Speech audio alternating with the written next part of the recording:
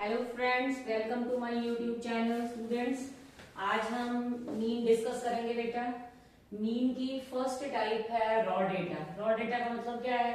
जैसे मेरे पास रैंडम बेटे कोई भी नंबर है, सपोज मेरे पास नंबर है 6, 9, 11, 12 एंड 7। ठीक है, इस डेटा का मैंने जो है मीन कैलकुलेट करना है। तो हमने ये सारे नंबर ऐड कर दिए। क्या फॉर्मूला होता है? Sum of observation upon number of observations.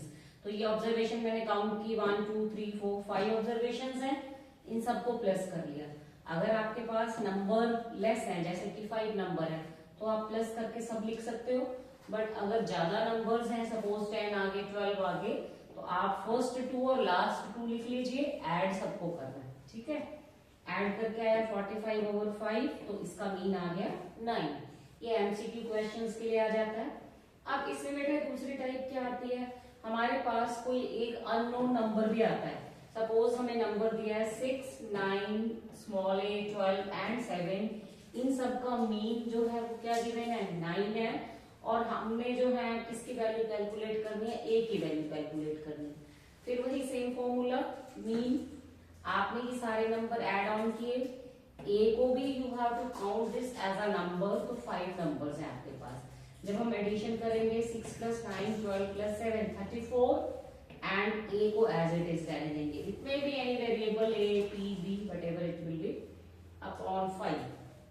Cross multiply करेंगे, 9 5 45, 34 इधर शिफ्ट करेंगे, तो यहाँ जो है अननोन वेरिएबल की वैल्यू आ गई 11। This is again one type of MCQ.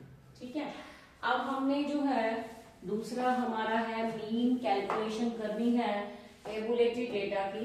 तो इसके 3 मेथड होते हैं। फर्स्ट मेथड है हमारे पास डायरेक्ट मेथड। डायरेक्ट मेथड में आपको एक टेबल गिवन होगी।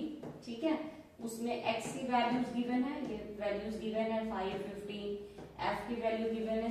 जब हमने डायरेक्ट मेथड से कैलकुलेशन करनी है, आपने f को x से मल्टीप्लाई करना है। 14 × 5 70, 15 × 16 240, 25 × 2 20, 500। ये सारे नंबर मैंने f और x के मल्टीप्लाई कर लिए। ठीक है, उसके बाद आपने fx की सारी वैल्यूज को ऐड करना है।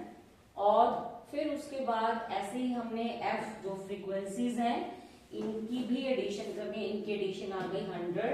Now what is the formula for mean for tabulated data? It is x bar is equal to sigma fx upon sigma f. Sigma means sum of all the terms of fx upon sum of all the terms of frequencies. तो मैंने बेटा 2750 upon 100 है। यहाँ जो हमारा mean आएगा वो किस में आएगा? डेसिमल में। तो हमारा आंसर आ गया 27.5।